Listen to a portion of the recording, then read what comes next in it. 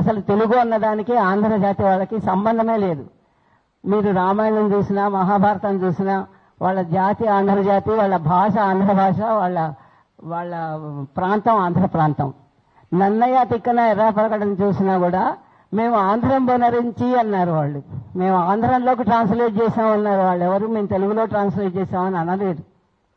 ఇక్కడ పాల్కురికి సోమనాథుడు తన ఇది రాసినప్పుడు కూడా బసవ పురాణం ఆయన ఏమి వేడుకున్నాడంటే, ఆంధ్రులవన్నీ అందరూ చదువుతున్నారు, నేనేమో జాన తెలుగులో రాశాను, ఇది భాష కాదని మీరు రిజెక్ట్ చెయ్యకండి, చదివి చూడండి, అన్ని రకాలుగా గ్రామర్ అదంతా ఫాలో అవుతూ నేను రాశాను, నాది ఆదరించండి అని ఆయన నేను తెలుగులో రాశానని చెప్పుకున్నాడు.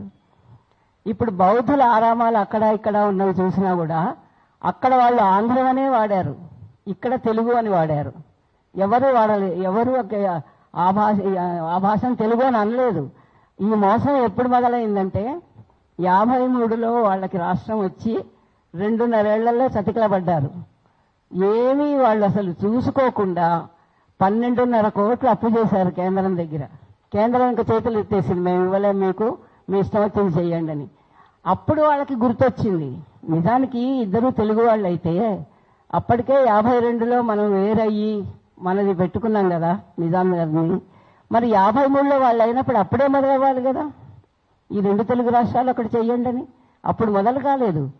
54లో మళ్ళీ ఎస్ఆర్సీ అది వేస్తారు అన్నప్పుడు వాళ్ళకి ఆర్థికంగా చతికిలు పడిపోయి అప్పులు చేసి ఆ ప్రాంతం గురించి ఇప్పుడు వాళ్ళే కాదు, అప్పుడు నాయకులు కూడా ఎవ్వరూ ఆంధ్ర ప్రాంతంలో లేరు, వాళ్ళంతా మెడ్రాస్లో ఉన్నారు.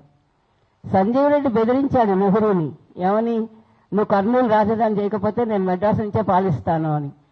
దానికి లొంగి కర్నూలు అన్నారు. ఆ కర్నూలు ఏం డెవలప్ చేశారు? ఒక్కటి కట్టారా? ఒక్క భవనం కట్టారా? ఒక్కటి చేశారా? చేయలేదు. వాళ్ళకి ఆ ప్రాంతం మీద అసలు ప్రేమ అన్నది లేదు. ఒక్క శాస్త్రజ్ఞుడు కానీ, ఒక్క సినిమా వాడు కానీ, ఒక్క వ్యాపారస్తుడు కానీ, పోనీ వాళ్ళు మెడ్రాస్లో ఉండి సంపాదించుకున్నా ఒక స్కూలో కాలేజో పెట్టచ్చు కదా, ఒక హాస్పిటల్ పెట్టచ్చు కదా, ఏమీ చేయలేదు వాళ్ళు.